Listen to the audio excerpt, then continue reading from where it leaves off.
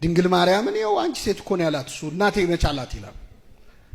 ለምንድን ነው አንቺ ሴት ያለው? በመጀመሪያ እናቴ አላላትም፣ እናቴ ያለባት ቦታ ያሳዩን የሚሉ ሰዎች አሉ። ይሄ በጣም ያስቃል። ድሮ አባቴ ሌላ ተችቶ ወልደዋለች አይደል? እናቱ ነች። ግን አንቺ ሴት የሚል ቃል ለምን መረጠ? ሶስት የመጽሐፍ ቅዱስ ጥቅሶችን ክርስቶስ እዛ ሰርግ ቤት ላይ ያገናኛቸው። ሁለት የመጽሐፍ ቅዱስ ጥቅሶች፣ አንደኛው ኦሪት ዘፍጥረት ምዕራፍ 3 ከቁጥር 15 ላይ ነው። ሁለተኛው የዮሐንስ ራእይ ምዕራፍ 12 ነው።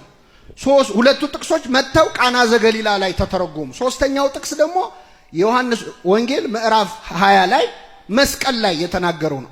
ሴት የሚለው ንግግር ማለት የመጀመሪያው ኦሪት ዘፍጥረት ምዕራፍ 3 ከቁጥር 15 ላይ በአንተና በሴቲቱ በዘርህና በዘሯ መሃል ጠላትነትን አደርጋለሁ፣ እሱ ራስህን ይቀጠቅጣል፣ አንተ ሰኮናውን ትቀጠቅጣለህ ተብሎ ስለ ዲያብሎስ እና ስለ ሔዋን የተነገረ ነው። የሔዋን ዘር የተባለች ድንግል ማርያም ነች። ሴቲቱ የተባለች እመቤታችን ነች። ዘሯ የተባለ ክርስቶስ ነው።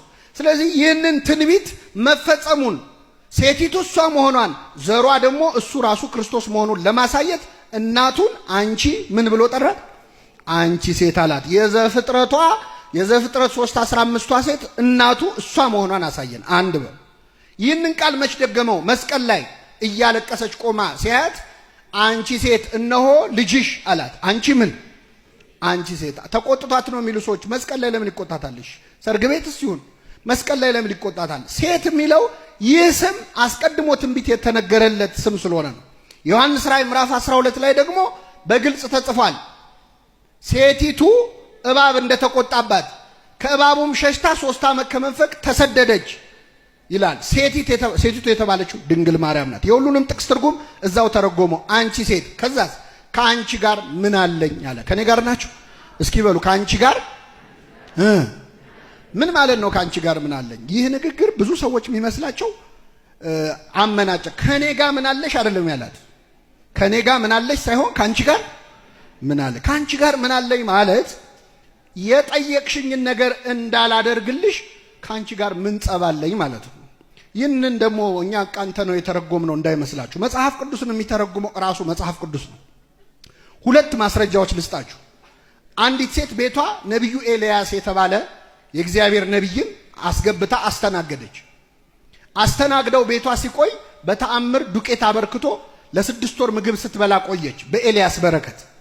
ድንገት ግን ልጇ ሞተባት። ወንድ ልጇ አንድ ልጅ አላት፣ እሱም ሞተ። ታመመ ሳትል ድንገት ሞተ። ሲሞትባት እንዲህ ይሄ የእግዚአብሔር ሰው ቤቴ ስለመጣ ኃጢአቴን ለእግዚአብሔር ነግሮ ልጄን ሊገድል ነው የመጣው ማለት ነው ብላ አሰበች። ስለዚህ ኤልያስ እግር ስር ወደቀችና ምን አለች መሰላችሁ? የእግዚአብሔር ሰው ሆይ አለች። እስኪ በሉ ካንተ ጋር ምን አለኝ? የእግዚአብሔር ሰው ሆይ ካንተ ጋር ምን አለኝ? ልጄን ትገድል ዘንድ ነው ወይ የመጣኸው? ኃጢአቴን ለእግዚአብሔር ነግረህ አለች። ካንተ ጋር ምን አለኝ ማለት ምን ማለት ነው? ምን ጸባለኝ? ምን አጠፋው ማለት ነው። አንድ በሉ። ሁለት የማርቆስ ወንጌል ምዕራፍ 1 ላይ ክርስቶስ ሲመጣ በጌርጌሴኖን አጋንንት ያደረበት ሰው እላዩ ላይ ያሉ አጋንንት ለፈለፉ። የናዝሬቱ ኢየሱስ ሆይ የእግዚአብሔር ቅዱሱ ልታጠፋን መጣህን?